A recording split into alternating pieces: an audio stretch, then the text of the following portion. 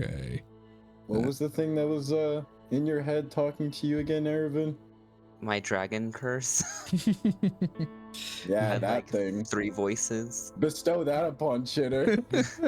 That was how Evalaga came about. The first time was having your little curse, and you had to get it fixed. So Yeah. Hmm. It's a God, lot, Sherry. I end up getting someone else in my head. Somehow end up with Ethereum's patrons. Then I have that in my head. Just, the game becomes, how many voices can we stack in one character? Yeah. You just have a little bit of everybody. Yeah. So maybe you are the main character. Who knows? No, at that point, that's not the main character. You're the main punching bag. That's true. Oh man. Okay. So yeah, doing a recap from last session. Sans. Is it Sans? Yeah. Sans, Aetherion, and Valter specific stuff for now.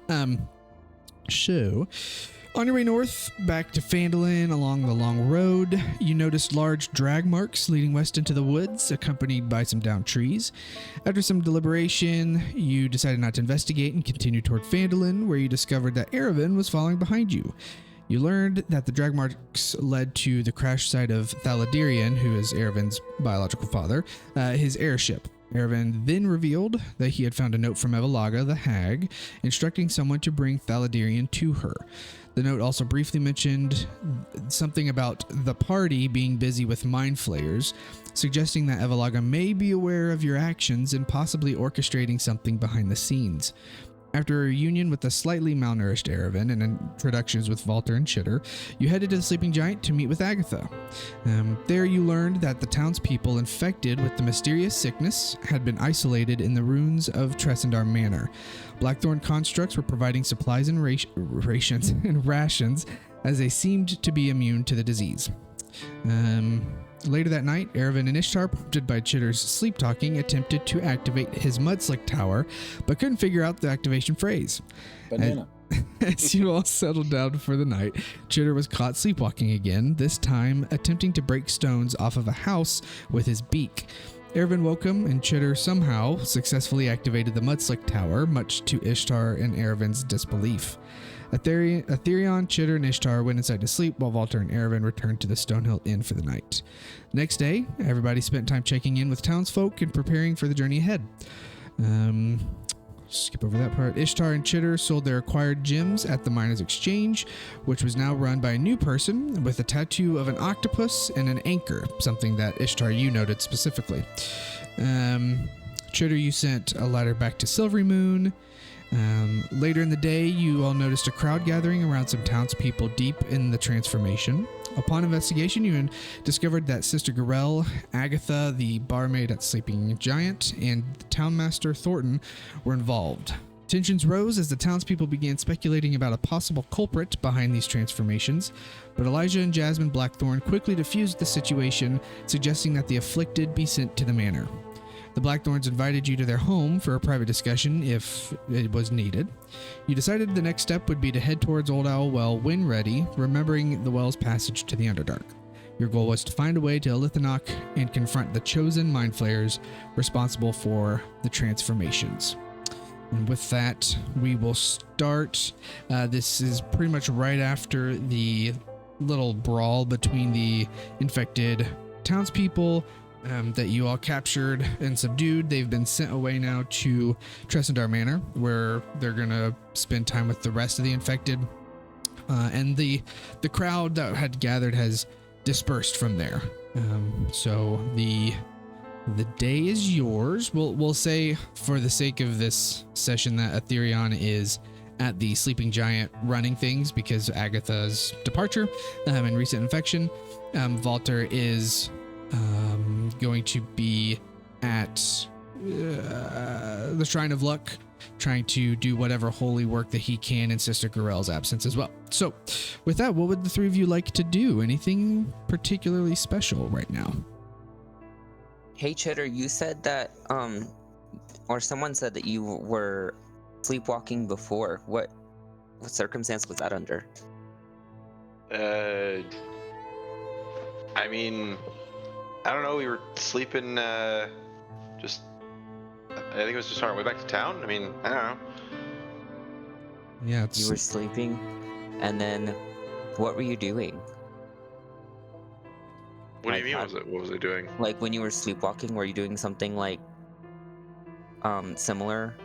I'm trying to remember the first time because hasn't it happened? Last time you had a torch out and you were hitting it against a rock.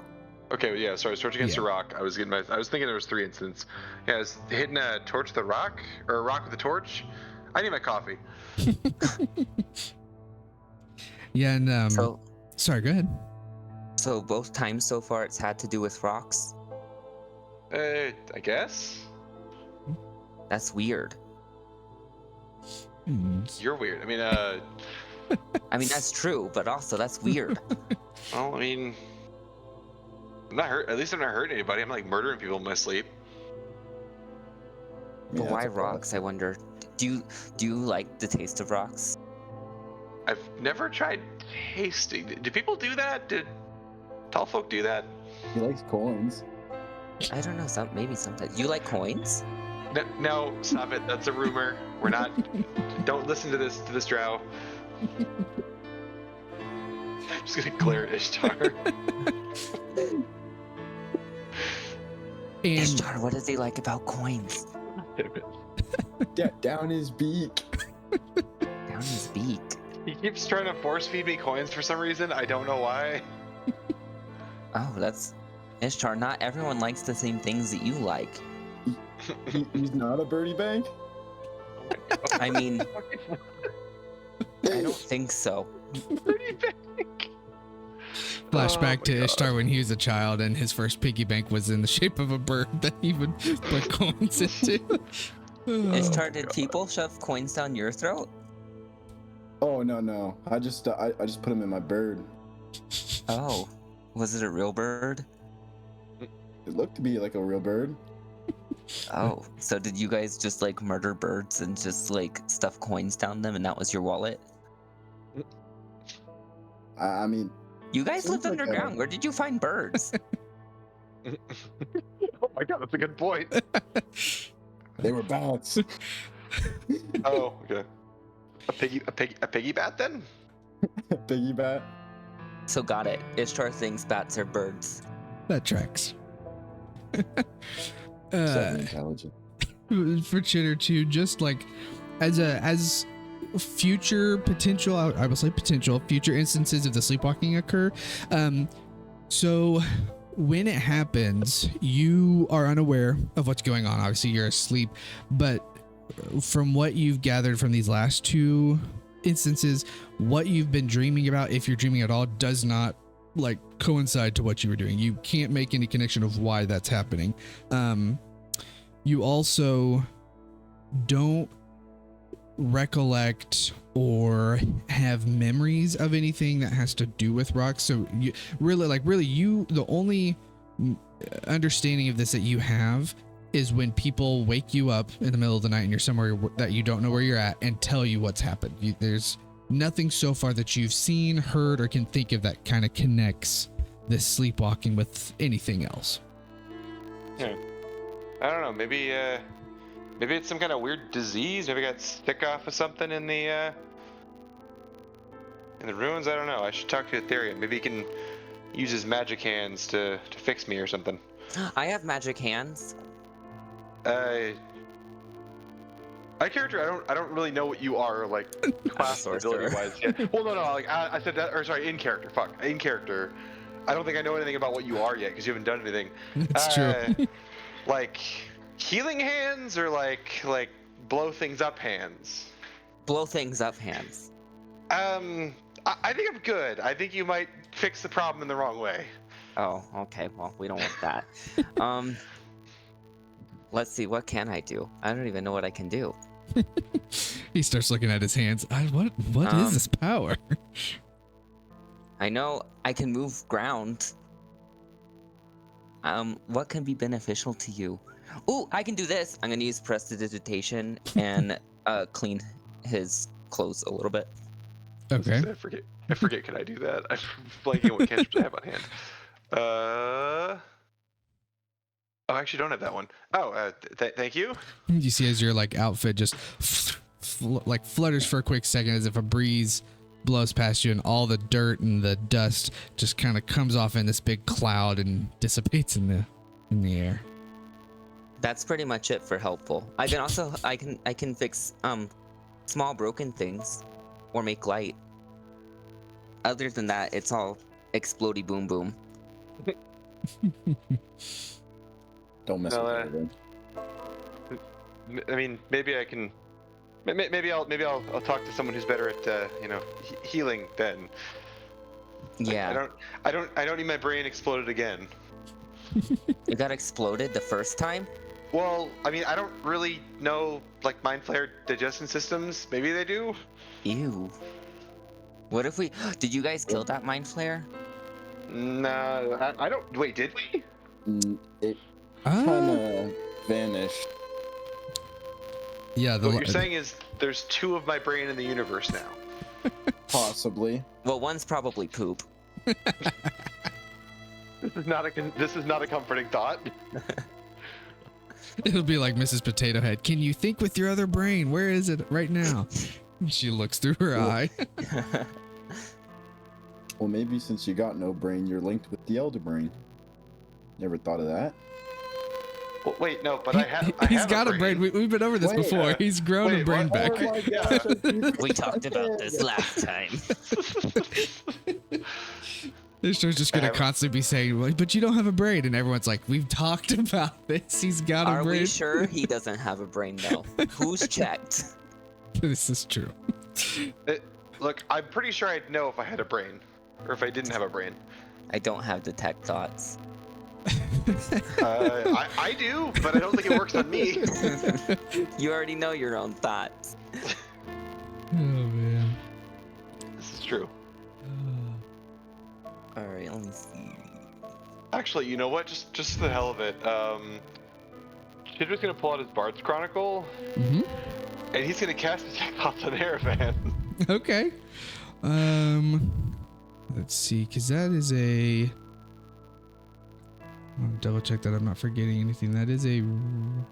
Oh, you don't have to... Yeah. It's Okay, only if I push deeper. Gotcha. Okay, other than that, you get surface level. So, I'll let it... I'll let Ervin respond. Ervin, what are some surface level thoughts that you are having right now? Oh, no. Surface level thoughts are mainly guilt about his father. Okay.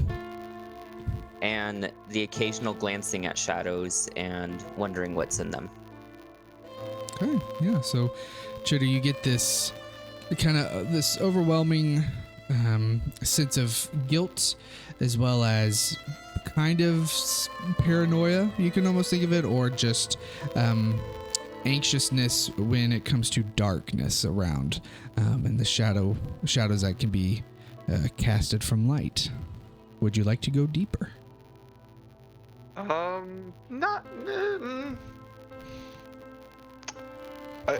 A part of me is like, maybe I shouldn't invade the thoughts of the person I just met. Push deeper into the mind. Fuck it, sure, let's go for this. If I'm gonna make mistakes, I'm gonna make bad mistakes. Let's do this. Okay. Yeah, Ervin, can you do a wisdom save, please? And that is against Chitter. Is that a 15 you have?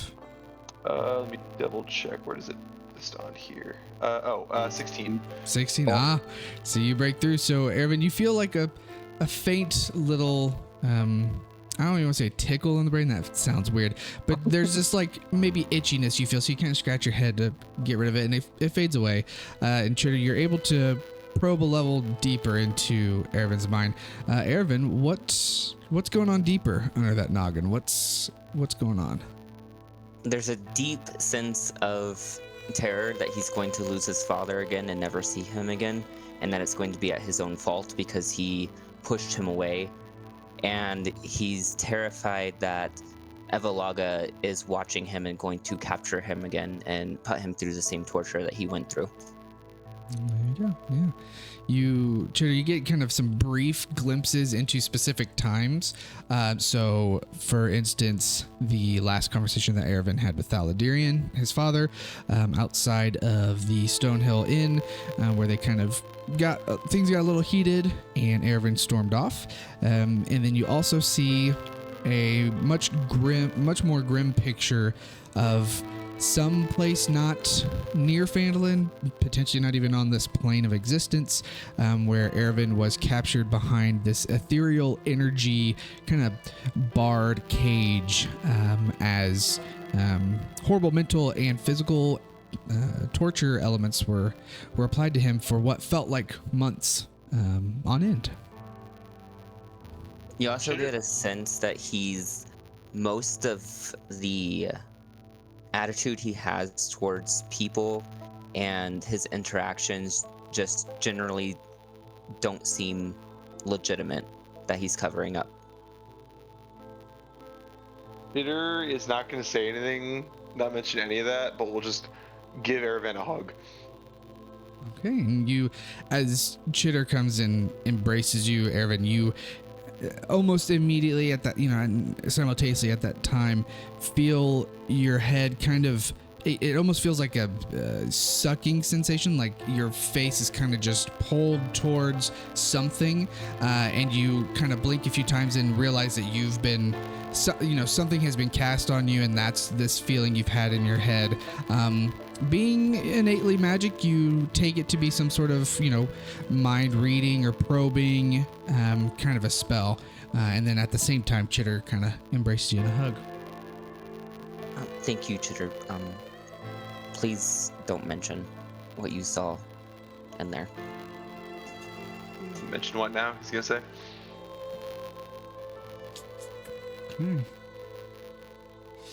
I'm going to turn this animation off. Okay. Let's see, move that around. Yeah. Anything? Holy hell, we have so much stuff in the party inventory. I was looking over that earlier and was like, dang, you guys, I think some of it has been sitting there because you did do something with it and we just haven't moved it. But yeah, I'm pretty sure most of that's just been chilling in there. So. Eyes of minute seeing.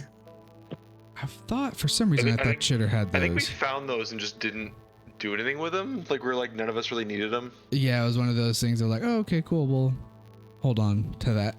Yeah, because Chitter already had goggles of night, and then like everyone has like a seeing thing. I have a question. Uh-huh. When I talked to Thumblewick last session, did I make the potions with the Hydra blood, or did he ask for something else? I can't recall.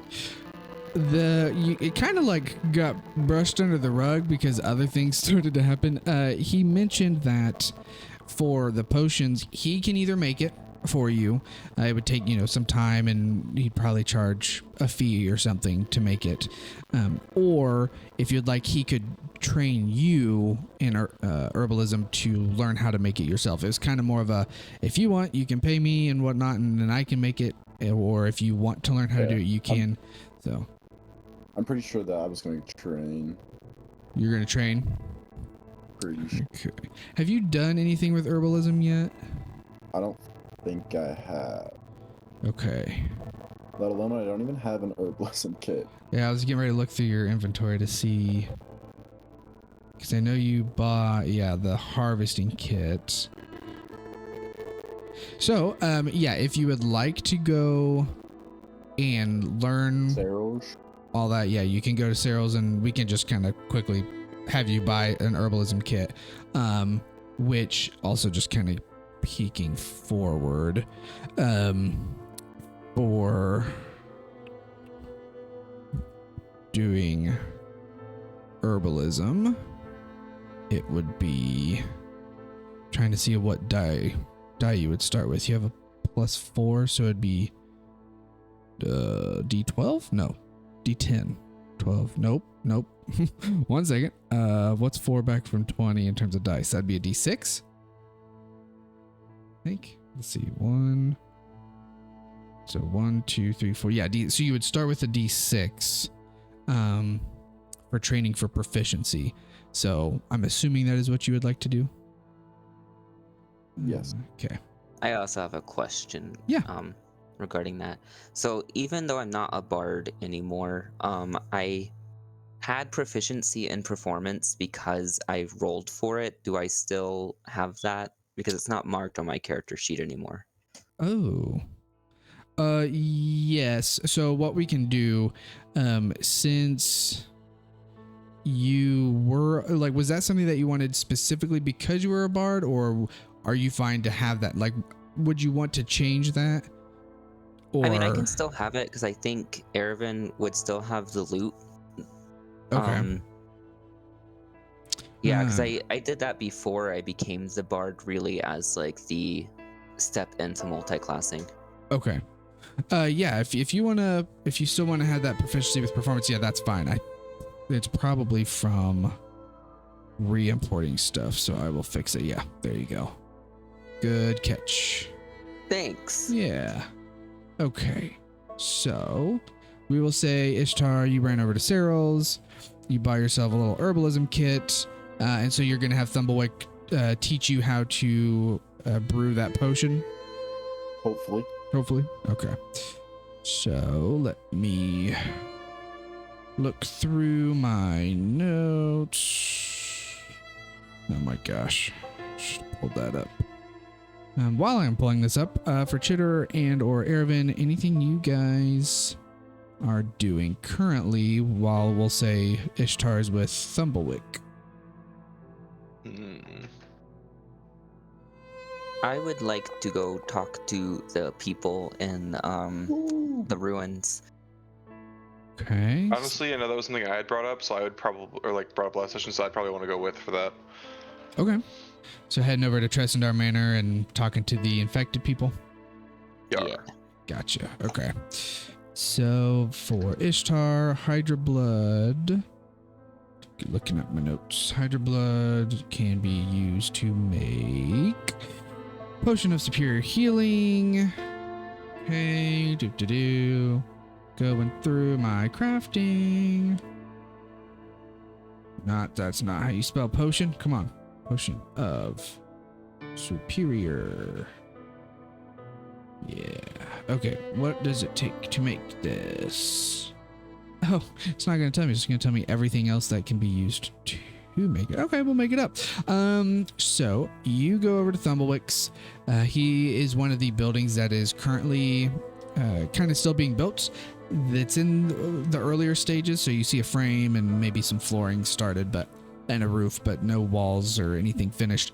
And he's got just a makeshift kind of alchemist station inside set up. So he's got a cauldron. You see tons of vials of different colored liquids, crushed up herbs. He's got plants that are hanging from the rafters, just drying out, things like that. And he's working on something, and he turns around and he sees you. You come up and he goes, "Oh, well, I'm glad to see you. You've taken a thought to what I've offered." I have, and I'm ready to learn. Excellent. Okay, well, come over here. And he pulls up another little tiny cauldron out of nowhere, sets it in front of you. And of course, he gives you a little bitty spoon too that's your own, so you can start working. And you start going through the whole process. He has this little book open and he's flipping pages to show you the recipe. In essence, to make the Potion of Superior Healing, the biggest proponent is obviously getting the special ingredient. You notice that there's a list that he has there of other ingredients that can be used to make a Potion of Superior Healing, which... oh, I got rid of mine. That's fine. And I'll send that to you at some point. There are, I think, a total of 4 other creatures. Superior Healing. 4 additional creatures. So 5 total where you can make Potion of Superior Healing from something you can harvest from them. One of them being a Spirit Naga, a Guardian Naga, an Oni, and a Shambling Mound. Some of these things you might have heard of, some of these things you haven't.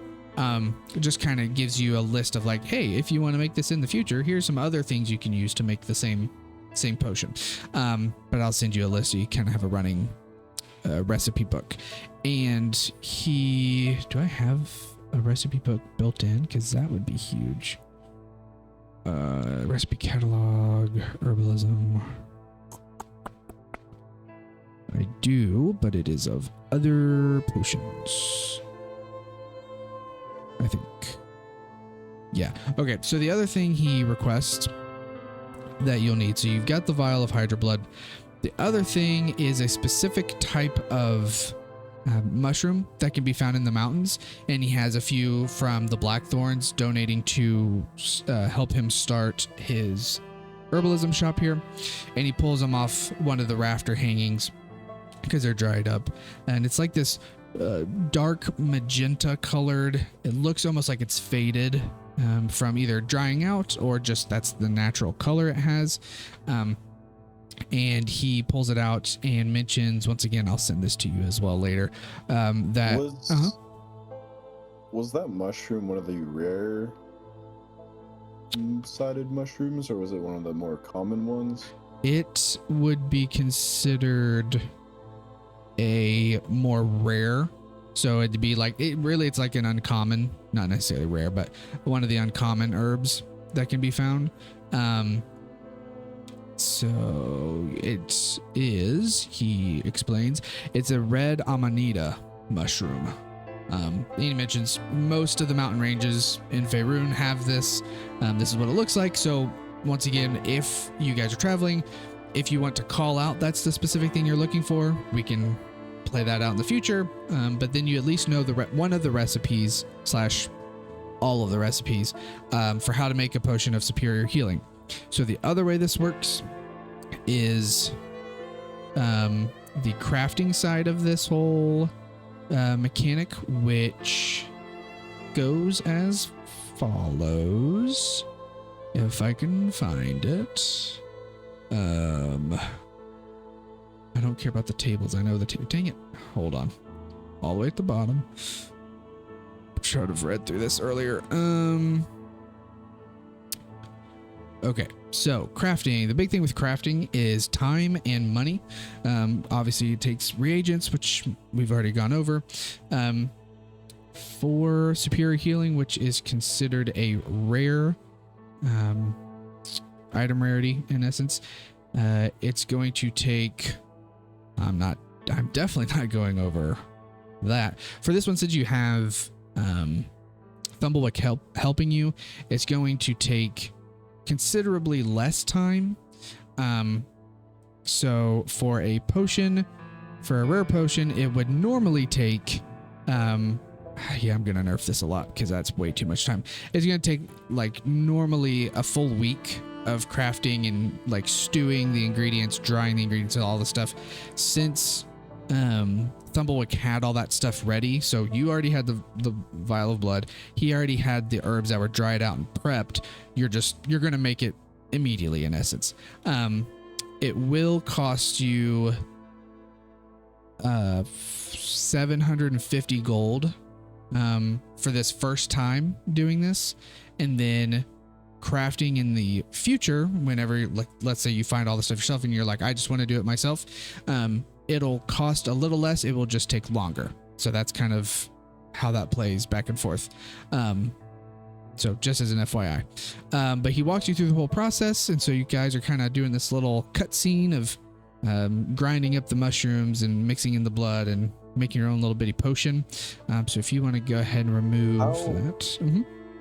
This only yields one? Yes. So I do believe, because how many vials of blood do you have? Do you have 7? 7? Okay. So this will it'll take 1 mushroom and 1 vial of blood to produce 1 vial of potion. So if you want to, you can make 1 more this day. I was going to say, I was only going to make 2 anyway. Okay. So then, yeah, if you want to remove 1,500 gold and then 2 vials of the blood, I will put 2 vials of superior healing potion in your inventory. As we are doing that, or as you are doing that, Chitter and Erevin, you head over to Tressendar Manor, which I don't believe I actually have a picture ready for, which is fine. We caught you off guard. You very much did. I think I have one saved somewhere, but it's not uploaded. So what's this one? Oh, yeah, definitely not that one. So we're just gonna. I'm down to 4,000 gold. Oh no. You're what? 4,000 4,000 gold and almost 200 plat. I don't even have that much. How do you have so much money? I was gonna say I'm at 102 plat and over 4,000 gold as well. Oh, Over I had, oh Jesus! How do I have over 300 or 3,000 silver? You guys are rolling Y'all are in rich. I had over almost 8,000 gold. Oh, you guys are ridiculous. Meanwhile, I have You're- 500 gold. You're the one giving it to us. Yeah. Yeah, It's you. yeah. You're the problem. I am the problem. Hey, don't call our bank that. Oh yeah. Don't you worry. At some point, that money may It's the become a bank. problem. But I know who my real bank is. What are we gonna do? Attract a dragon? I mean, you guys, well, Chitter, not you, or Valter, but the other three have killed a dragon, so you kind of have already attracted them before. Well, but see, here's the thing though. Hey, If we we don't attract know another this. dragon, all that happens is now we have, it's like, oh no, we've attracted a dragon. Cool, more treasure now. Another And thing to Ethereum will kill. get to change his weapon type. He's dying to do that so bad. No, that's only gonna be poison dragons from now on. That's all I'm gonna give him. Just poison dragons. He'd be so pissed. Oh gosh. Okay, well, Ishtar, I'm trying to give you this potion. I don't know why it's not showing. There it I is. have. Yeah. I love that your quantity of arrows is 8.8 E plus 33. Plus 33. You have so E. many arrows. The weight is 4.4 times 10 to the 32nd pounds. How are you holding any of that? Just why don't you just give him like a magical quiver of infinite arrows? And I just stop tracking? should. I should. That may happen. Oh gosh. Okay, so I there's like, this. I like holding arrows. You can't see anything. It's just arrows whenever Ishtar walks around. He leaves a trail. Oh my gosh. It's like a weird glitch. It's not, that, it's not that I don't need them. Yeah. Just can't carry them. People are ragdolling around him. He clips through the ground. I can see everything. Our frames are dropping dramatically. Okay. Yeah, so Chitter and Erwin, you guys travel over to the Trestadar Manor. For Chitter, this is the first time seeing it. You've noticed it in the previous times that you've been in town. It's very much observable. It's on top of this hill. It looks to be what was at one point a very large house. It makes sense that it's called Trestadar Manor. The inside you can't really see much because there isn't much there. What is left of the main floor and the second floor of the building is very much destroyed and decrepit from the years of not being in use, as well as the elements kind of weathering the wood and stone. But what is noticeable is there's a door, and Erwin kind of talks to you about what was here before when they first came to town. There's like a door to the cellar, which he describes, being this very large kind of multi-roomed hideout more than anything. But as you get closer to the manor, you see the people. You see little beacons of fire and little areas where a few people are huddled together. You see some tents put together, and you can kind of see from where you're at inside the ruins. There's some more fires, but also what looks like cots and things like that. You see a few constructs from the Blackthorns, meandering about, picking up things or moving something that's heavy and grabbing what they can, kind of being useful. But it looks really more like a refugee camp or like a leper colony, if you want to kind of think it of something like that. Some of these townspeople are more infected than others. Nobody to the severity of Agatha, Sister Garel, and Townmaster Thornton, who are still in their cages and bound due to the severity and the anger / energy that they had. Everybody else is able to talk somewhat normally, but you're starting to see, there's this mucousy liquid that's oozing from every orifice. They have large wounds across their body. Some of them are starting to get potentially bulges where maybe a limb could be growing, or an eye or a tentacle. You can't really tell. It's not like completely protruded through yet, but they're not looking great. They're all very sluggish, very slow, very tired, and just kind of in this constant state of agony as you all get closer to the manor. Chitter, this is grosser than I thought it would be. Well, I mean, Yeah, I'm just concerned because we saw what happened to those three back in town. Now we have a whole bunch of people here. What happens if they all transform Turn at once? once. Yeah. Yeah, that's a terrible idea. I don't know. I guess maybe the constructs can keep an eye, and if something starts happening, they can let us know. Yes. I don't know. Can the constructs communicate? Oh yeah, they can. Well, okay. Out of curiosity, I guess the one that I've seen can. I mean, I think some of them can. We had one kind of journey with us for a little bit. It was weird. Oh. Mhm. We didn't use him much. Yeah, talking about good old Captain. Yeah, we basically made him stay back most of the time. Was it mainly out of fear of his safety? No, it was because it would be like, we're trying to sneak. He's not very sneaky. At one point, it's like, we found a guy. All right, Captain, guard him. Oh, okay. So, I don't know. I guess I'm gonna go up to one of the least gross-looking ones. I don't like this revelation. I don't like this revelation. Has just been revealed to us. Vandalin's brain. Oh gosh, that's a cool little we'll call that a conspiracy.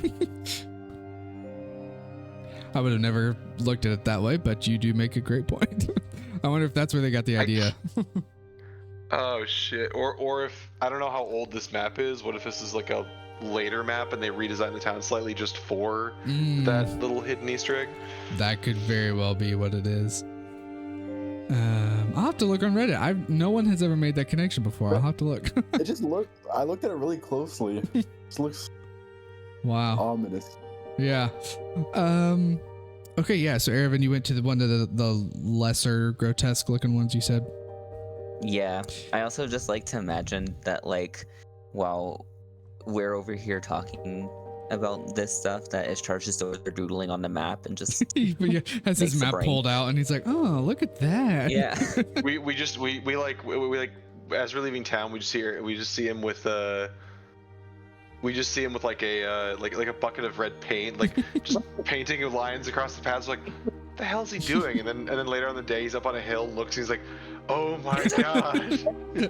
I think of the first Transformers, Sam Witwicky, or not the first or second one, Sam Witwicky, when he starts writing the symbols all over the room, and he's like, it's okay, code in my head, out of my head, onto the walls, everything's fine, and the walls are covered in this crazy language. That's what Ishtar's doing right now. He's got all these papers around him. Ishtar's becoming a dirty hermit that no one listens to. Yeah. So how is it different from normal? I mean, I don't know. Sorry. Wow. I didn't say that out loud. Don't worry, I didn't hear you. Okay, so Erevan, go ahead and roll on a 100 for me, please. Oh, okay. Let's.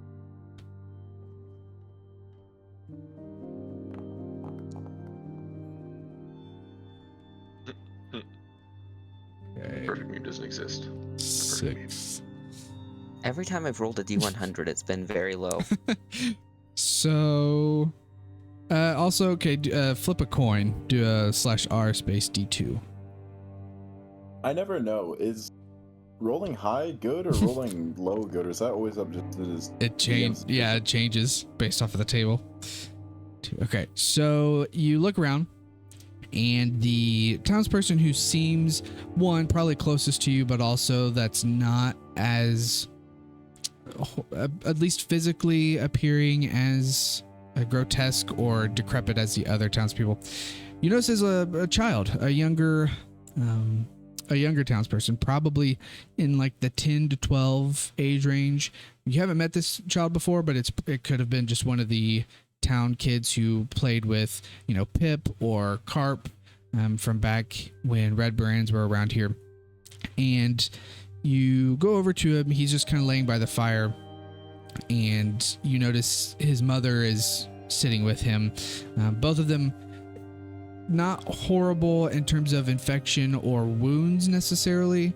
They're coughing a lot. It's hard for them to breathe, and they kind of appear sluggish and tired like the rest of them, but they look fairly decent on the surface, at least. They don't even notice you though as you walk in, as you're walking behind them a little bit as they stare to the fire, and you hear the mother's kind of just softly like humming a tune to the child. I'm going to sit down beside them by the fire, and I'm going to, I guess, try and start a conversation. And I'll say, wow, I think this place can use a little pick-me-up. And I'll pull out my lute, and I'll try to strum something. Okay. What are you looking to strum? What type of a tune? Kind of like a folky kind of thing. Okay. Go ahead and do like something you'd hear in like a bayou or something. Oh, okay, gotcha. That's not what I was thinking when I heard pokey. Do a performance check for me. Oh gosh. So can I assist him on this, or like? Yeah. If you backing tunes. Yeah, whatever. If you want to, do something to help play with them, yeah, you can go ahead and we'll have go ahead and re-roll performance, Ervin. As Chitter, you kind of pick up. Are you staying back where you? Oh my god, that was so close to being really good. It was on an 18. Chitter, are you staying back where you guys first got there? Or are you gonna kind of just stay a little bit behind him, but at least close enough to where he's sitting? Close enough. I'm just kind of hearing him play. I'm kind of like softly playing off to just add a little bit to the background. Not really step on his performance, but try to add to it. Gotcha. Go ahead and you make a performance check, Chitter. Okay. Just because Ervin's second one unfortunately was worse than the first. Where's my performance? Here we go. I thought that was about to be a nat 1. Me too. I was like, oh my no. gosh, it's almost a 1. So, Ervin, you sit down, and the mother kind of stops humming, and just her and the child look over at you and don't really have any expression, just kind of seeing what's going on and trying to see if you're infected or not, because they haven't noticed you around here.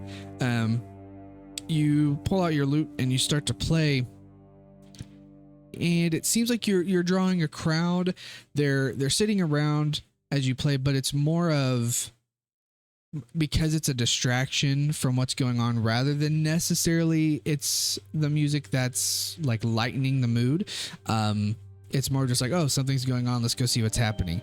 As you play, you do hear behind you another instrument start to play as Chitter starts to accompany you, and the way he integrates his playing with yours, it starts to build the song and change it into different moods. So from something that's more upbeat to something that's just more melancholy, something that's a little slower and sweet, and then goes back into being a little faster and excitement. Just kind of ebbs and flows as you look around and see the infected townspeople around you. They start to appreciate the music. What started out as a let's go see what's going on over there because there's nothing else going on, to now they're trying to get a hold of the others to come watch. And you even notice somebody has brought the 3 caged, almost fully transformed, we'll say, townspeople, and they're not going berserk just yet. They're still kind of jittery, but they've calmed down a little as the two of you start to play your song for a little while. And we will come back to you in a second as you are playing your music. Ishtar, you finish brewing the superior healing potions, and you bottle them up into vials, put them in your pouch as Thumblewick kind of pats you on the back and gives you his little recipe piece of paper. He copied it off and hands it over to you and goes, if in case you ever need to make this again, I know you've got the tools. Well, thank you, Thumblewick. I appreciate this. Of course. Oh, and you rolled a 2. So actually you're down to a D4 for the next time you train. And I did add the superior healing potions to your inventory, so you have those.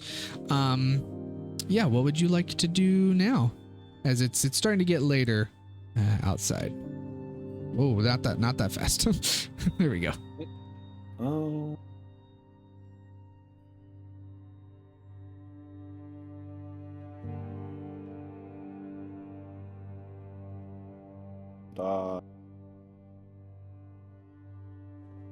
Maybe go see Ethereon, the sleeping giant. Okay. Go have a drink. Yeah. You get to the sleeping giant. Same thing. It's pretty bopping now. It's become as popular as the Stonehill Inn in terms of a tavern necessarily, because Sleeping Giant doesn't have anywhere to stay. But you get there, there's a handful of people there drinking, having a decent time.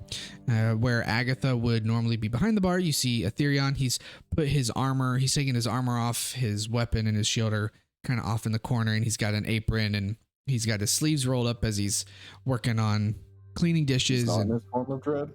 He's not in his form of dread, no. That's for when he has That to would play be really bouncer. funny. Yeah, that's when people start to have problems. He quickly transforms, and he sees you and just kind of nods, and you find yourself a table. You don't notice anybody specific here. A few people that stand out. You do see Dareth Grint, the farmer that you rescued from Zorzula's Rest, and you also see in one of the corners Darren Alderleaf, who runs the orchard in the north side of town, the apple orchard. Other than that, it's just some other townspeople.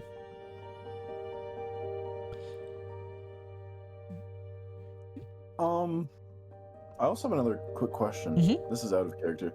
Did you send me anything for the decrypting the pages? I did not, and I apologize. I will get you something. Okay, I was just wondering if you did. Yeah, sorry.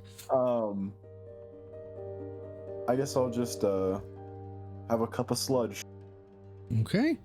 He hooks you up with some sludge, and I'm making a note of that right now. Send Ishtar decoded I rolled a 17. pages. Okay. Rolled 17. I will get this to you ASAP. Well, 17 for sludge. Hell yeah. Okay. So you start to drink your glorious sludge. We'll jump back over to Erevan and Chitter real quick. You are finishing up your song, and you both notice that the boy who was kind of laying next to you, Erevan, and laying on his mom's lap while she sang him the tune, during the song, he kind of perked up and went to sit up, and you noticed. Both of you do a perception check, please, as you're playing, and you're just kind of watching the crowd gather. As he turns into a mind flare. No. He eats Perception Chitter's check. brain again. Oh. Okay, 12, 20. Good thing Chitter's here. It was pretty low DC. So you both notice as the song was continuing on, you're watching the crowd gather. You look over at the young boy, and he goes to sit up so he can get a better view of both of you, wanting to watch both Erevan play, but also watch Chitter in the background. You notice something's a little different with how he's moving around. Specifically, it seems like he's using his arms to kind of move himself around a lot. Chitter with the 22, you notice that his legs aren't working. It seems like he's using his arms to kind of pull his body around, because his legs, he can't use his legs to move his body. And you finish up your song, and there's some soft claps. You see some faint smiles amidst the crowd, and they're all just kind of sitting there, relaxing after a good little performance. And the mother of the little boy looks to both of you, and she says, "That was very, very lovely." Sorry. Oh no, that was all Chitter. This is Chitter, by the way. No, that was you. I was just enhancing the experience. Well, I think Thank you, It was a Grandma. team effort. Regardless, we wanted to come down here and see how you guys are all doing. We heard that you were all essentially put down here, that you guys volunteered to come down here, but I didn't like knowing that, and I wanted to come see what was going on and if there was anything that we could do for you guys. You hear one of the other infected townspeople speak up a little and go, "You're not infected? You're healthy and you're here? Yeah. Yeah. Aren't you worried that you're gonna get sick?" And you see some of them like cover their mouths and kind of back up a little, trying to keep from giving you this whatever sickness they have. I'll pull down my bracer a little bit more to show the gash marks on my arm and like gesture towards my scar on my eye, and I'll just be like, I've been through a lot lately. Have a lot crazier things on my mind right now than a little bit of a sickness. I'd rather be here in person than sending some construct to talk to you guys and find out how you're doing. And they kind of warily pull their arms down and uncover their face. And the mother of the little boy that you're sitting next to, she goes, "Well, thank you for checking in. It's nice to be reminded of home, even though we're so close. It's very lonely up here." I can imagine. Yeah. Okay. How do you guys feel about this place? Do you want some tidying up? I can help clean up a little bit. I'll use prestidigitation to like blow away some cobwebs and like clean up a little bit of dirt and stuff, just to show them that I can help out if needed be. And they watch as the dust and the cobwebs kind of flicker off into the air. She nods very weakly. I don't know, with not much energy. She nods and says, "Well, that would be very kind, but it's okay. We know we won't be here for long before we don't have to worry about dirt or sickness again." And you kind of pick up that it's probably that she's speaking of they don't have long before they'll be dead from the sickness, but trying to mask it as hope that they'll be healed and be back home. But you can see on everyone's faces that it's set in that they're like, they probably aren't gonna leave this place alive.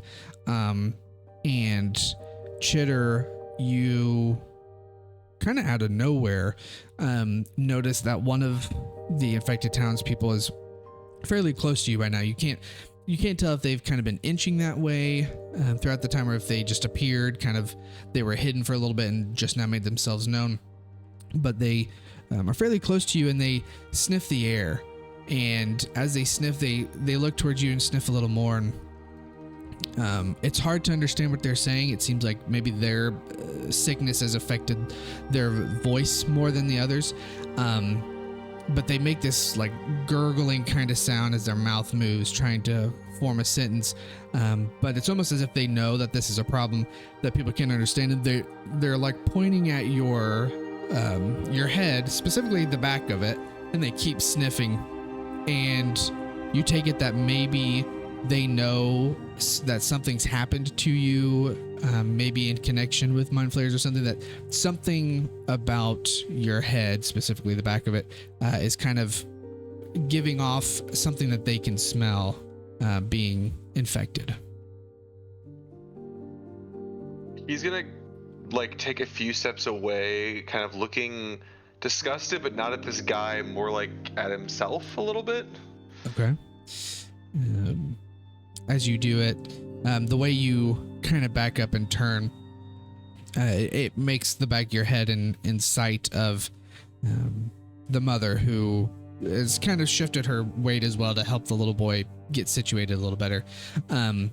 And she gets just a glimpse of the back of your head and points over to you and says, he smells the sickness on you, but you don't appear to be infected. Have you been healed? No, just God, an unfortunate injury. Unfortunately, no healing here. We encountered something that did this to him, and we're currently under a lot of pressure right now, but we're trying to help you guys out. So we think that we have some clues as to how we can get rid of this.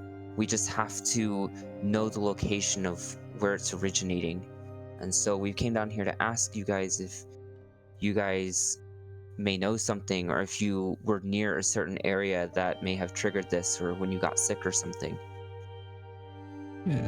They all kind of sit for a second and think, and some of them make kind of that same guttural, animalistic noise that the other infected person did. So you can see the progression of how this sickness has affected different townspeople in different ways, and the different stages of it, in essence.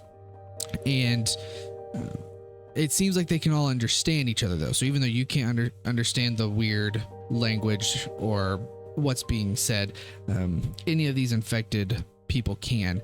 And they all mention that none of them necessarily know where to go, but they all, since being sick, have had the same vision or dream. It's hard to tell kind of the difference between the two, but they see the same vision of going down this dark tunnel for a long time, and then at the very end they see the path to get there is a little different from person to person. Some of them see you go like vertically straight down a very long deep tunnel. Some see like walking through a dark cave for a long time. Others they just appear here, but what they do all have in common is they see the same thing of their brain in this pool of green fluid. And the specific piece about it that they all kind of get a little maybe scared about is not only do they see their own brain, but it's larger than they are by like 2 or 3 times, and it seems sick. So they can see this, like these black tendrils coming off of it. It's almost breathing very faintly, as if something's wrong with it. And so they see this vision and they interpret it as they're seeing their sickness from a third person point of view for whatever reason, but that potentially the way to get to whatever has infected their brain is to go down into the ground for a while. Like it's deep underground potentially. Some of them once again mention it's a tunnel that they're seeing, but they can't really give too much more specifics since that's all that they've been able to see. Can you guys talk to those 3? Gesturing towards Halia and Agatha and Sister Girl. They 2 of them are next to the cages, and one of them gets a little closer to Sister Garel and starts to speak in that weird gutturally tone, and the more infected Sister Garel turns to him, is kind of like very quietly responding almost, so it seems like they're having a conversation. And then with like blazing fast speed, you see Sister Garel thrust both of her arms and one of the tentacles that has grown out of her body through the cage, like little cutouts, super fast through and into that townsperson and through their body. And then they pull the body towards the cage, and you see the body like get shredded through the cage as they pull him into the cage with them. And with that, like 3 constructs quickly grab the cages and drag them back into different corners and chain them down and stuff. And everybody's like gasping and looking in horror at the mess that was just made from that decimation. Okay, everyone stay away from those 3. You hear the little boy whimper from seeing what he saw, and so the mother like holds him and covers his eyes for a bit. And some other kids that are sick as well, kind of the same thing. They get their parents or an adult next to them kind of scurries them off and consoles them. And the mom, Hey, no, that's okay. Watch this. I'm gonna use dancing lights. Okay. What color do you make? I'm making can I make them flash?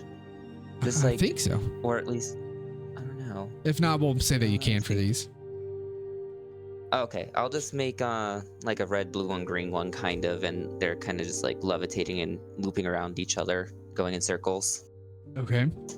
And you see the adults are like trying to get their kids to watch the lights and get them to be excited, and they do. And they the ones that are able to stand and run around start to chase them and kind of have fun. The little boy next to you who can't use his legs, he tries and he's like attempting to go at them, but he can't. And so you see one of the constructs come around and lift him up and kind of put him on like a backpack, and the construct holds onto his legs and starts to wheel around and lets the little boy kind of try to reach for the lights. And they're having a good little time trying to catch the dancing lights that bounce around. With the little boy, I want to pull out of my bag seemingly ordinary broom and give it to him. Okay. And I'm going to whisper a word to him, and I'm going to tell him to say it to the broom while he's sitting on it. Okay. And it is a broom of flying. Okay.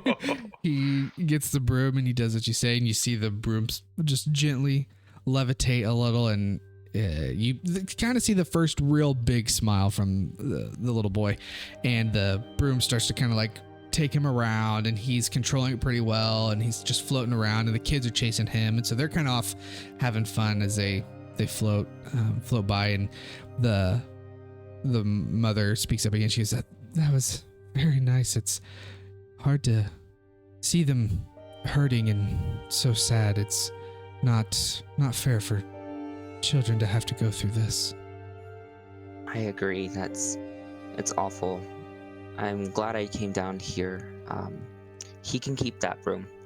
And I'll tell her the command word as well, just in case he forgets it. Okay. She, very surprisingly thanks you and is very grateful. She looks at both you, Erevan, and Chitter, and she gets up. It takes her a little to stand up, but she gets up and hands you. She goes over to you, Chitter, and she hands you a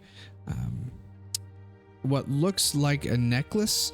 And looking at it, you see potentially it could be a religious pendant of some deity. You're not really sure. It doesn't match anything that you've heard of or seen before, but it's very ornate. It's not like a precious metal. It's just some iron that's been forged into this very nice ornate shape of 2 lions that are circling each other as if getting ready to like go to sleep. It's a male and a female lion that are in this just like almost yin yang sign, chasing each other, getting ready to lay down, and it's polished very beautifully. And she hands it to you and mentions to both you and Erevan that I hope that this can at least remind you of the people that you're fighting for, and not just get lost in trying to save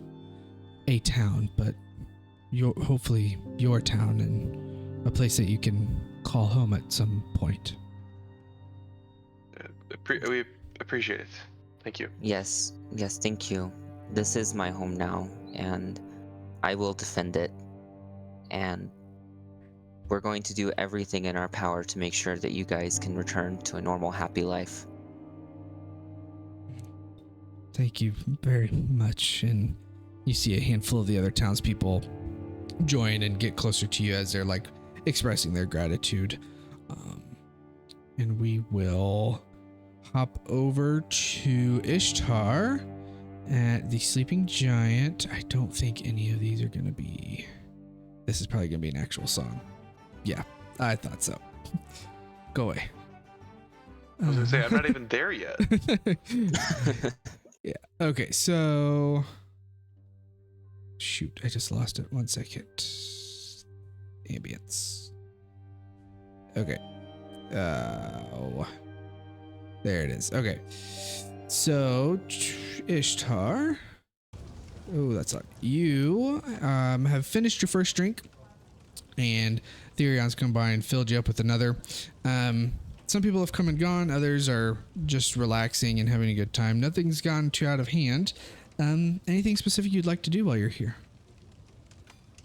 Can I recall where Captain said take Rivabedell? So, like, where he took him? I know, like, did he set him up in a lodge or something? You don't actually know. I don't know if Captain mentioned anything. He brought you do know that he brought him back to Phandalin because you saw him earlier today with the Blackthorns. He didn't mention where he was staying, so you could take it he could be staying with the Blackthorns in their house because of the amount of room they have. You don't see him here, so you're not really sure where he's staying, but he must be somewhere in Phandalin. I'll look for him tomorrow. Another drink. Okay, so yeah, you get another drink. You trying to think here. Roll on a D100 for me.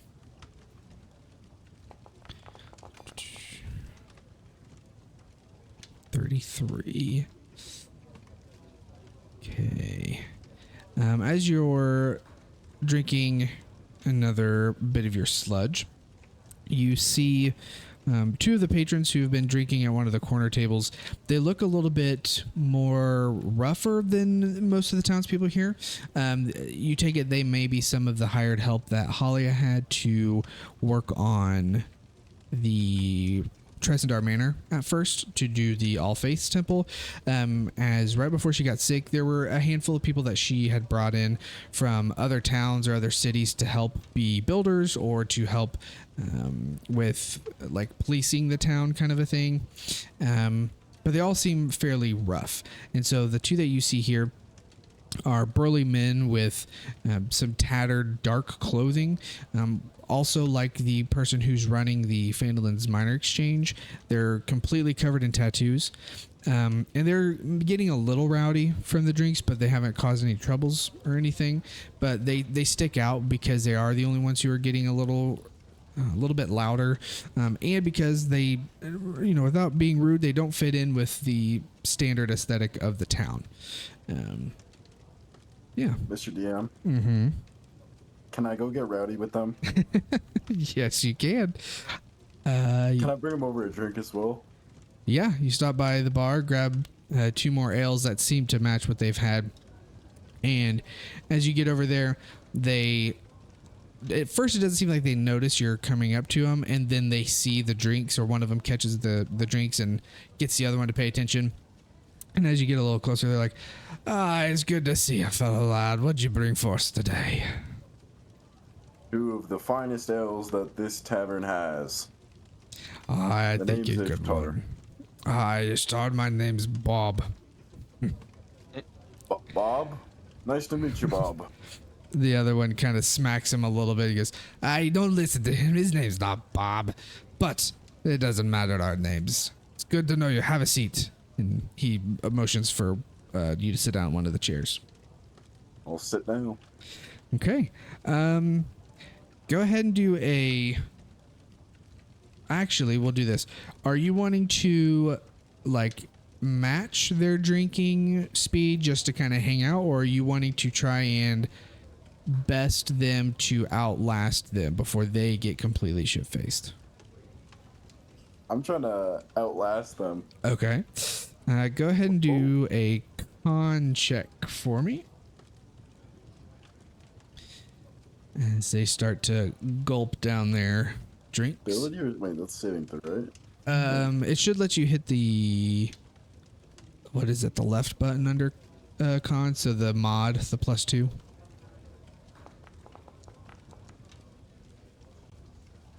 Eight. Oh. So they're pretty fast drinkers.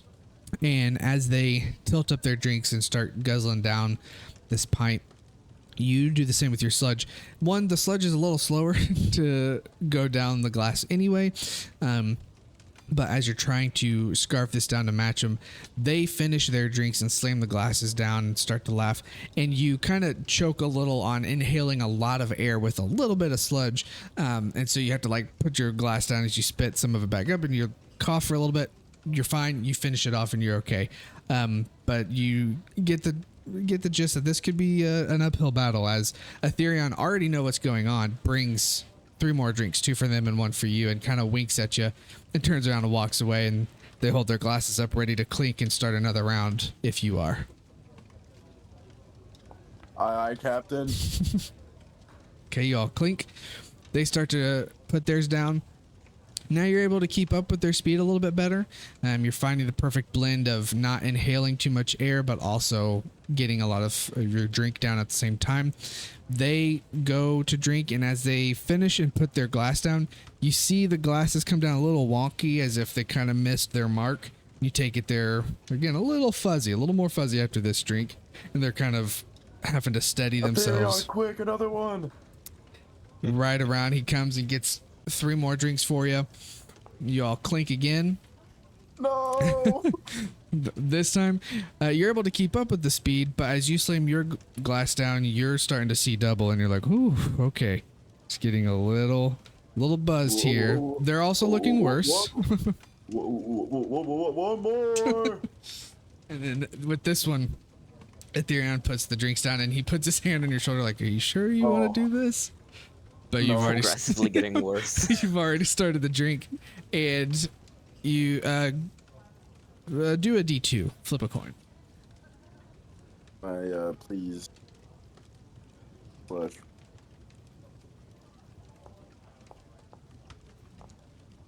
Okay, so as you tip your glass down, and they do the same for theirs, you're still very much seeing double and blurred vision. You're kind of studying yourself. You notice they're doing the same thing, but maybe a little worse off. You all look at each other. They look between themselves too, and look back at you. They start to laugh, and before they can really even finish one like chuckle of a laugh, they both slam face first onto the table, and you're able to just kind of hold yourself upright. It's still very blurry and very hard to balance, but you seem to have bested them. Nobody's paying any attention to you. They're all still doing their own thing. It's just you at this table. Can I just, for comedic purposes, fall out of my chair? But you can do whatever you want, yeah.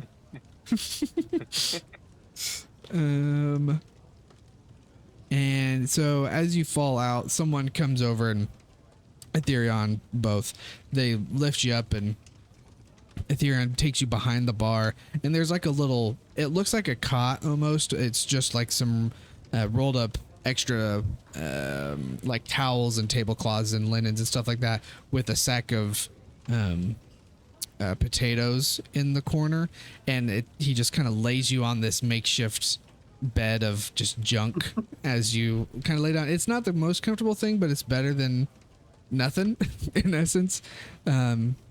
As you lay there, anything before you fall asleep from your drinks? I'm good with just falling asleep. Okay. Yeah. So you fall asleep as you drift off into a nice drunken slumber. With all the sounds of the bar, because the bar is still very much alive as you go to sleep. We'll jump back over to Erevan and Chitter, finishing your discussion with the Tresendar Manor townspeople who are sick. Anything you would like to do? Anything else you'd like to do here? I just want to know their names. The mom and the child. So the mother is somewhere in my notes. Uno momento. There you go. Uno momento. I should have. Uno and Memento. Got it. Got it. Oh shoot, where did I put them?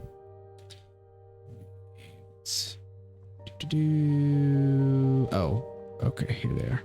So the mother says that her name, oh, that's the wrong one, is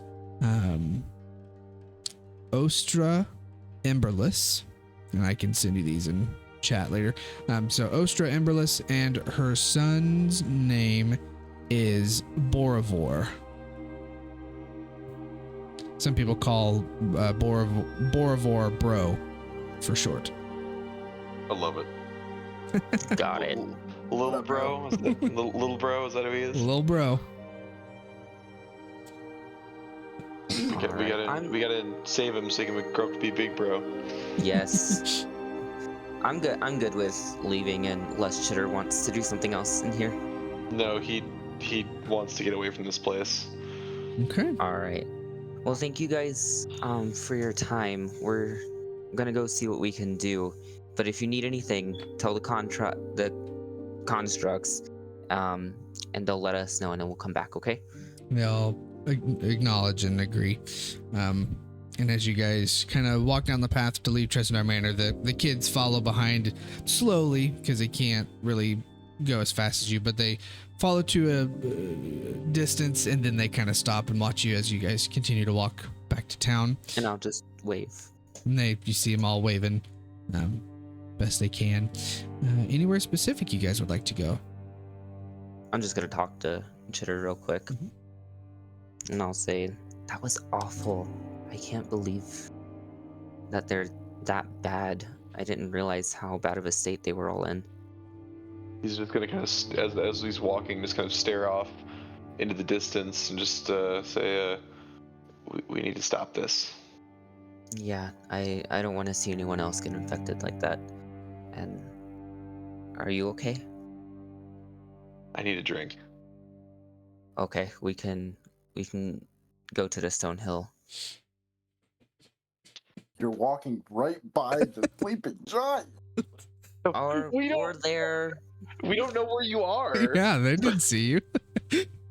They want to go to a nicer establishment. You were busy. You were busy when we last saw you with your conspiracy shit. With screaming something about the town looking like a brain. I'm not sure what that was about. You see, like, as you're walking back on the wind, you see some of these parchments just floating around, and you grab one and you see it's a map, a crudely drawn map of Phandalin with a brain around Why it. is there red paint on the ground? God, he's printing pamphlets. Not only does he believe he should have been the elected town master, but he also believes Phandalin is a brain. What's this about Pepe Sylvia? I'm confused. Okay. So head to the Stone Hill for some drinks. Yeah. Okay.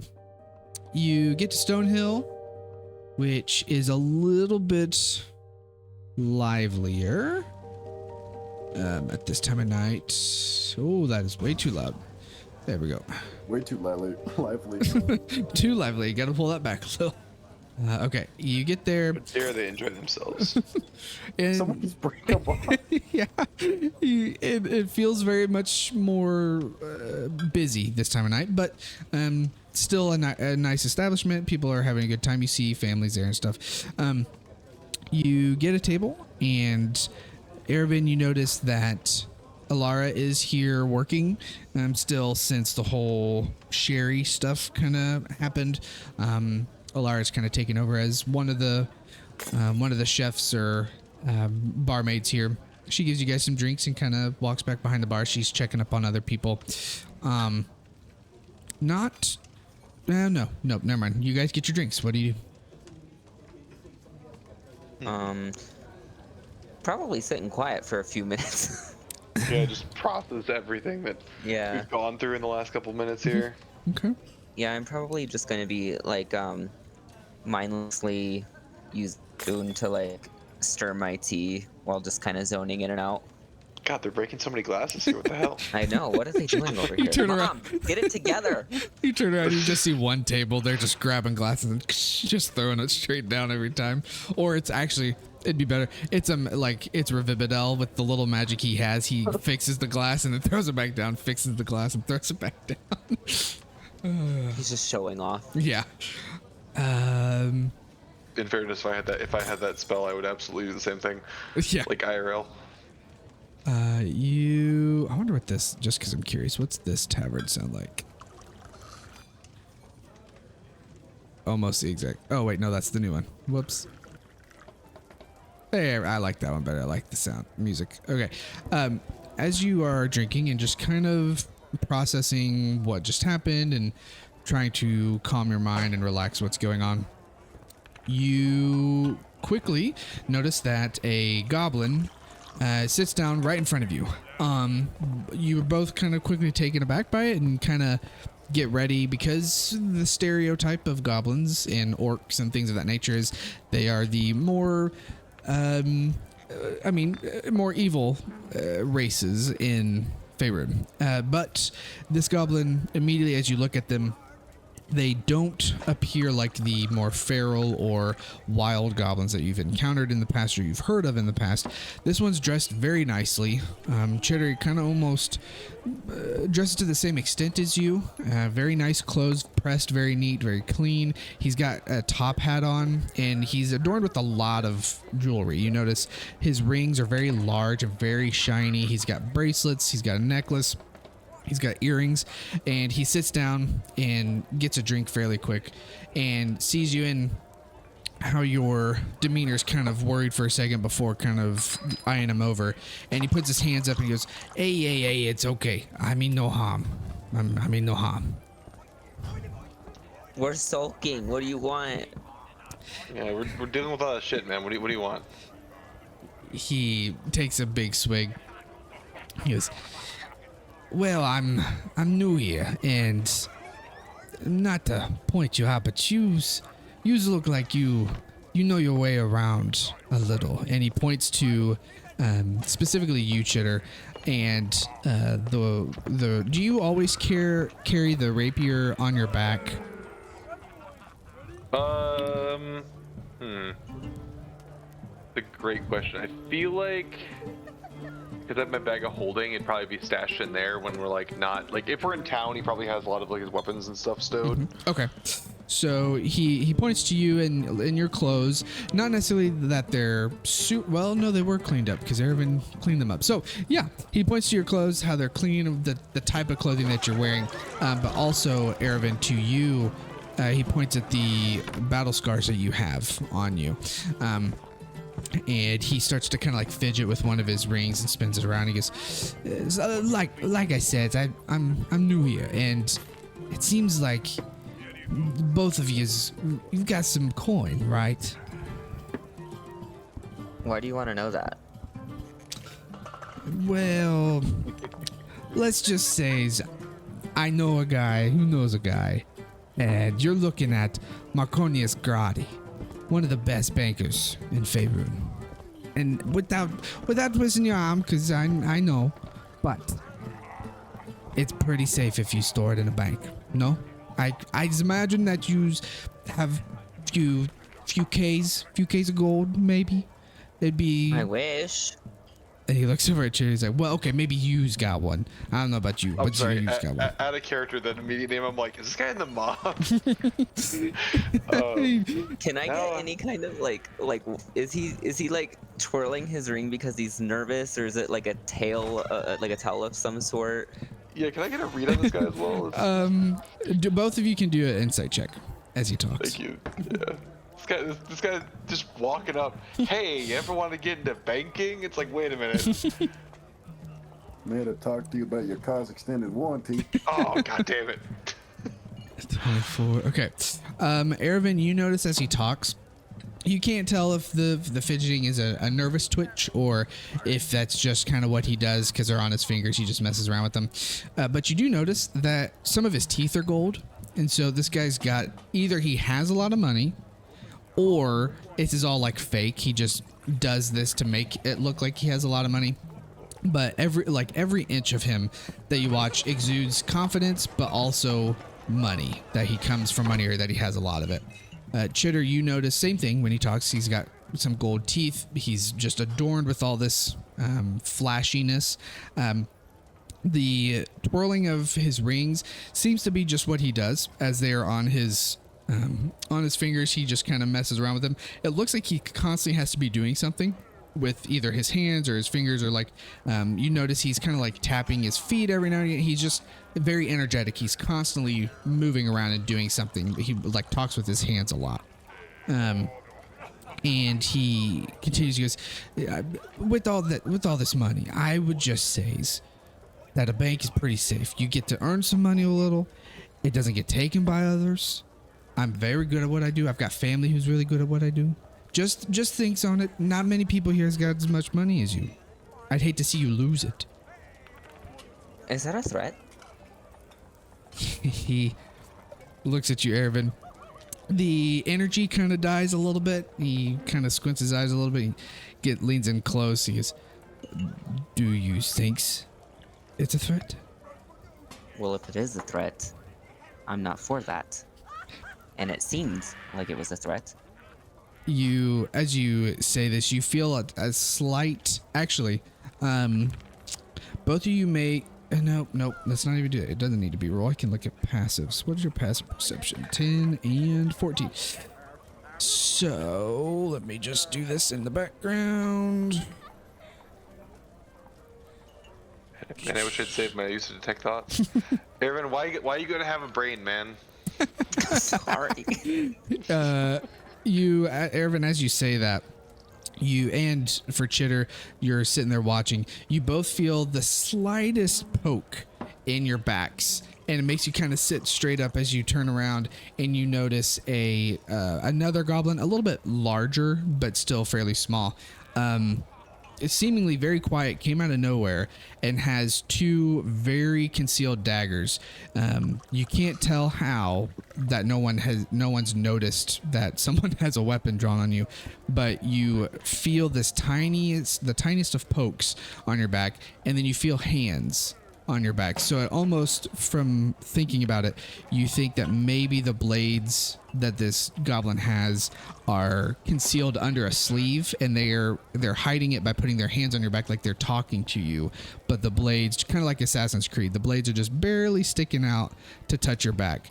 And at this realization, Marconius kind of leans in a little more and he goes, "Now, I'm not trying to threaten you. This is merely an example of what could happen." And you feel the points kind of go away.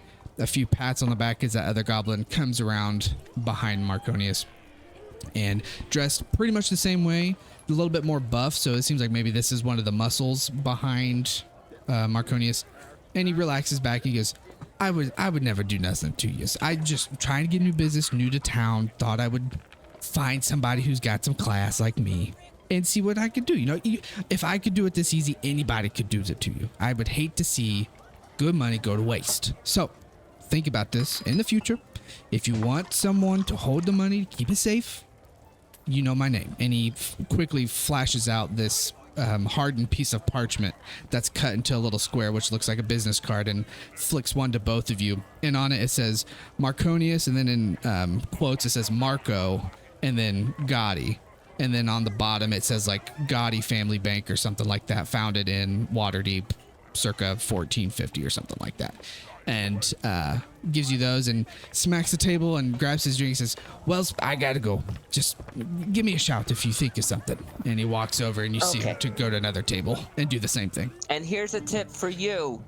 If you want new customers, don't pull knives on them. I say loud enough for everyone to hear.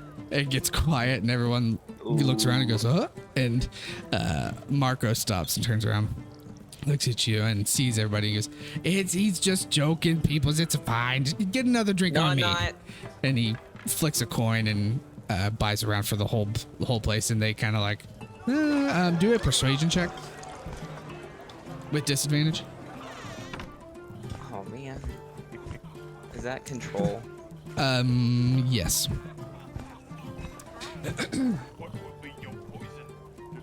jeez.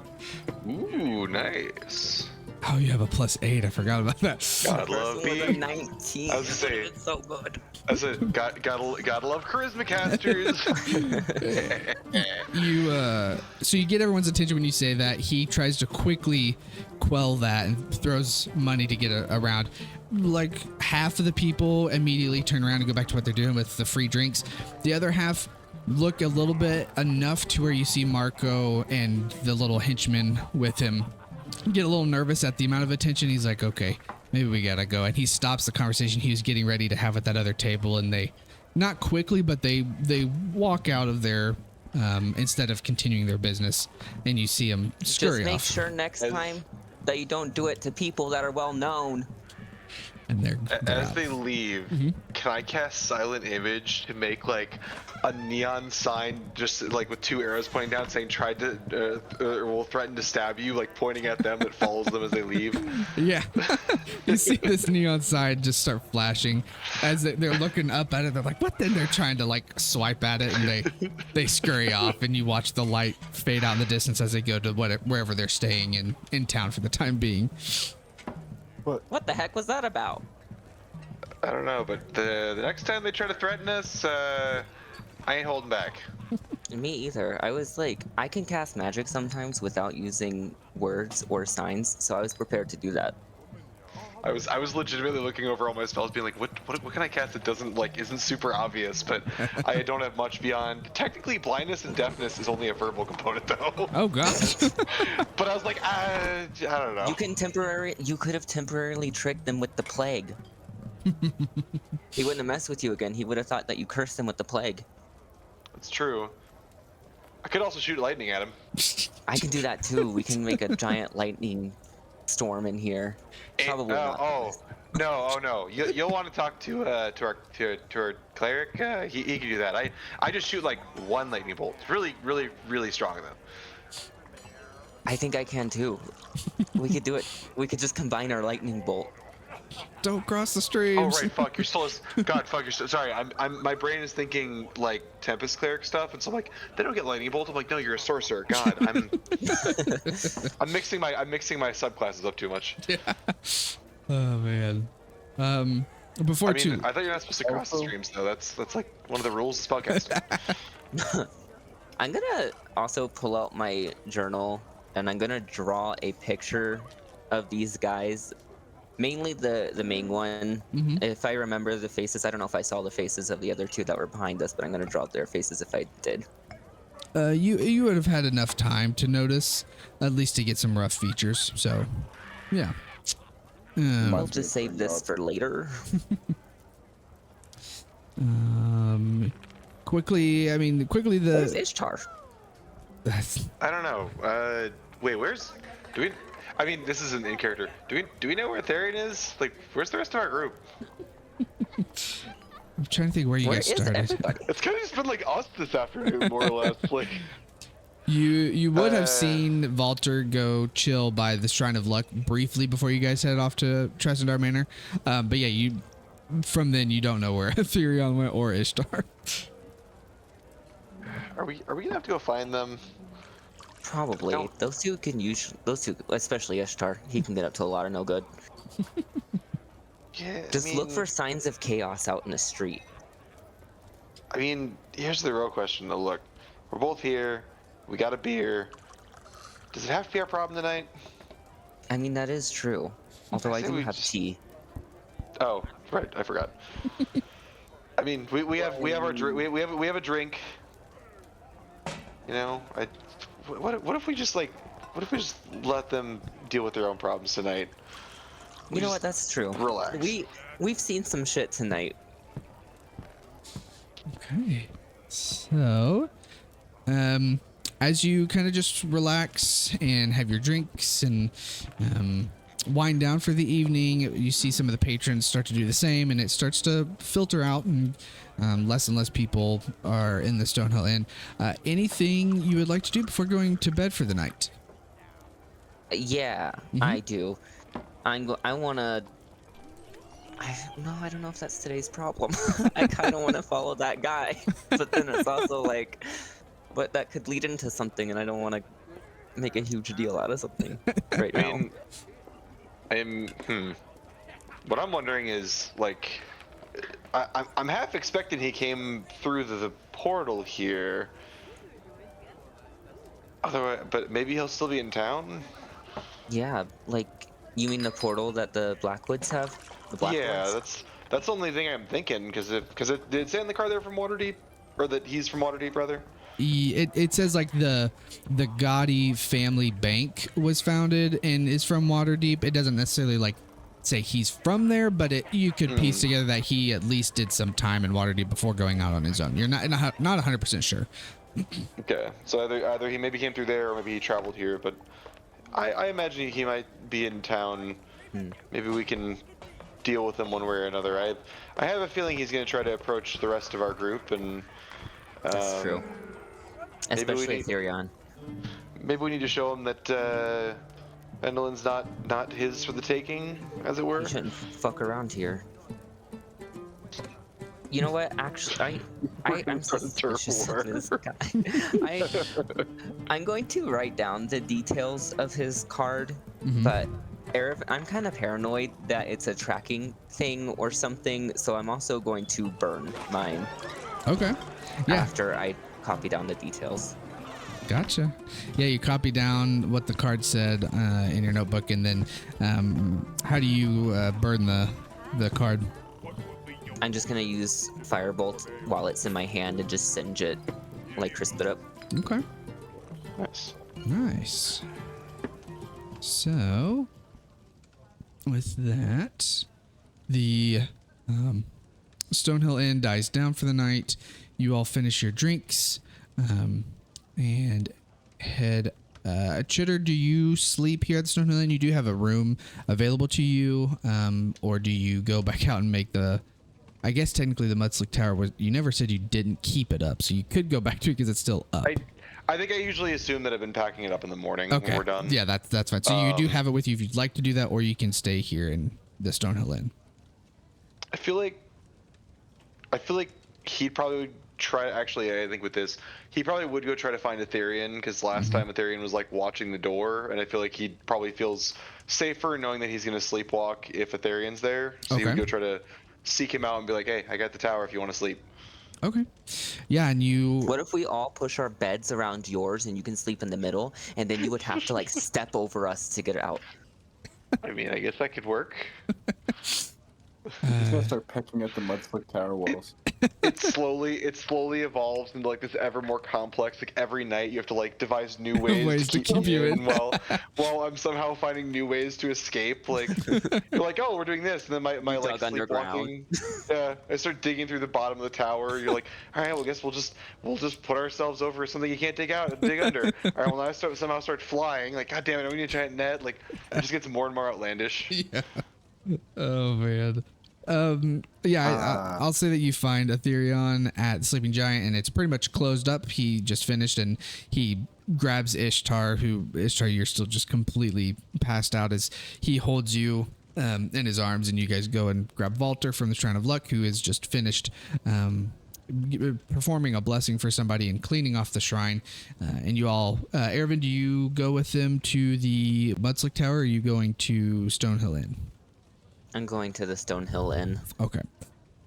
You all talk about the plan for the night. Ervin, you head back to your room at the Stonehill Inn.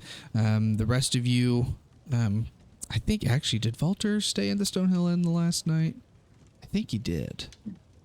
So then he would probably, we'll say he does the same thing. He goes with you to Stonehill.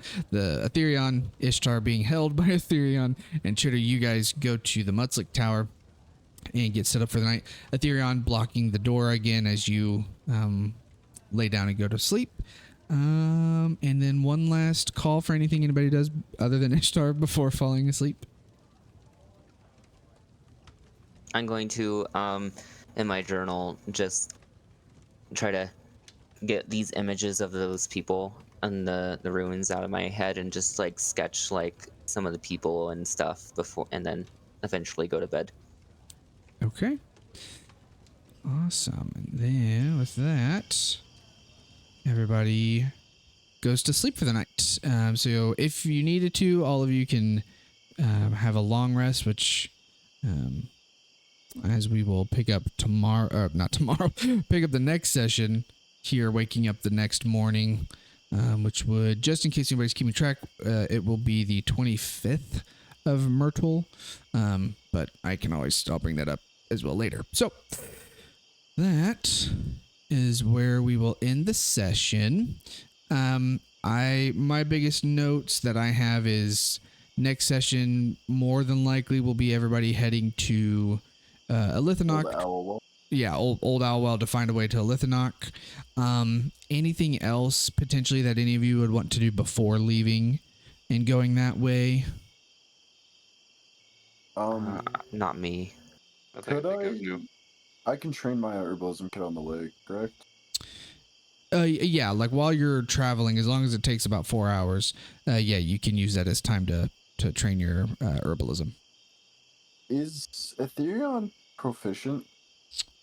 No, he is not proficient. He is close, I think. I think he's on a D4, maybe?